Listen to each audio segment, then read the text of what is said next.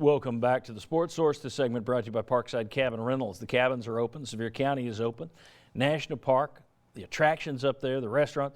The Ogle family's been in the hospitality business since the park first opened.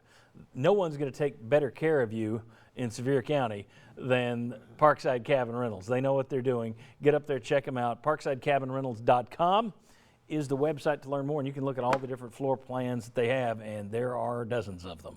Parkside Cabin Rentals. Okay, gentlemen, the NBA, the NHL, the Major League Baseball teams, they're all having to negotiate with their players in terms of how to get things back. As we've mentioned, college athletes don't have a union. College athletes have no say in this. They simply are told when and where to report. Okay, fair enough. My question would be, well, how do they feel about all this? The Athletic, who David writes for, this week did a poll of 45 current college football players across the Power 5 conferences. So 45, it's not a huge sample, but still, it's a better sample than none. So 45 players, and they asked them a number of questions. I'll give the question, show you the answer, and get your guys' responses to these. First of all, they asked them about a return to campus. All right, the question was, on a scale of 1 to 5, how comfortable would you be playing in front of a full stadium or limited capacity stadium this season? And level of comfort, 38 people here of the 45 said that they're very comfortable coming on back, playing ball. Thoughts on that one?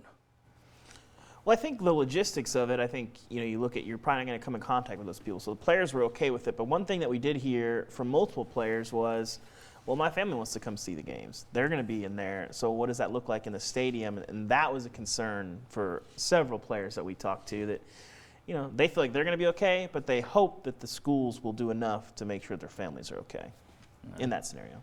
I'll let Mike fly into the next one. Let's put this one up there. Let's go to the next one. All right, here we go.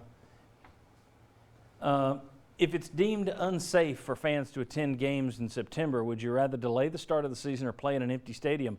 Of the 45, 24, Mike, said delay the start of the season. They don't want to play in an empty stadium, which David kind of touched on there. Your thoughts? I think they have never played in an empty stadium and can't imagine playing in an empty stadium. And one of the reasons they play college football at a place like Tennessee is to have that maybe not 102, but 75 or 95,000 people jacking it up in there. I think that one surprised me a little bit, though. Just I figured you'd have some that would say that. I didn't think the majority would say that we don't play in front of empty stadiums. I would think I would have expected most of them to say, let's just play. I want to play some football. But I think that's an interesting statement of how it worked out. Let's put another one up there. This one, how has your ability to maintain your fitness been impacted while at home? 1 says severely, 25 said moderately, 19 said I'm just as fit as I would have been on campus. It'll be interesting to see if the strength and conditioning coaches agree with all that. But that one surprised me a little bit too, that only one person said I've really had a major issue trying to stay fit when you throw in the food and everything else that goes into that. Mm-hmm. Yeah, moderate was most of them because you can't do everything and it's a little bit difficult, but people are kind of figuring it out. We talked to one guy who said, I got a cinder block and a backpack. That's what I got. And he's like, I go run with that. I do curls with that. I go walking around with that. He's like, that's what I got. And guys are kind of figuring out. Some people have access to trainers and gyms. Some people, have some barbells at their house, or some people have, some school books or something. People are kind of figuring out ways and getting creative, and schools were able to give guys some equipment, bands, stuff like that. But guys were doing okay in terms of lifting and that kind of thing.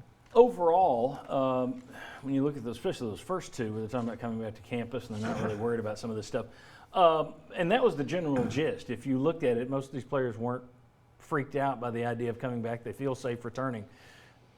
We talk about they don't have a voice, but it sounds like if they had a voice, they'd be okay with coming back. Is that just a product of you're 20 years old, 10 feet tall and bulletproof? Yes, when I was in college, I was 10 feet tall and bulletproof, and I wasn't You are close to 10 feet tall. I wasn't an athlete. I didn't have all the training and everything to make me feel like I was I was indestructible, but just I think that's youthful vigor. speaking. Agreed?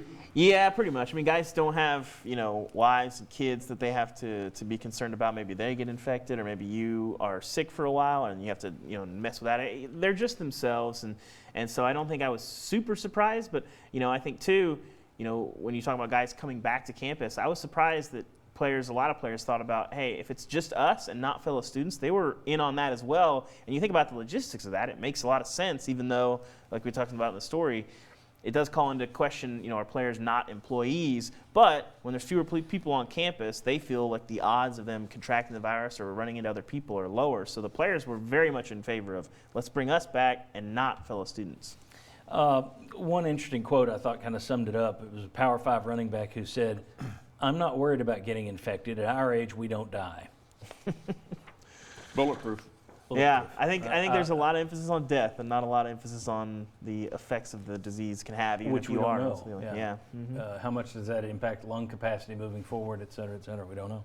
Okay, how many fans will get into Neyland Stadium when football does return? Ohio State said this week that they've run models that think they could get 20 to 22,000. What does that mean for Neyland Stadium, and who gets in? Is it just a matter of this? Come on back on the Sports Source and we'll discuss.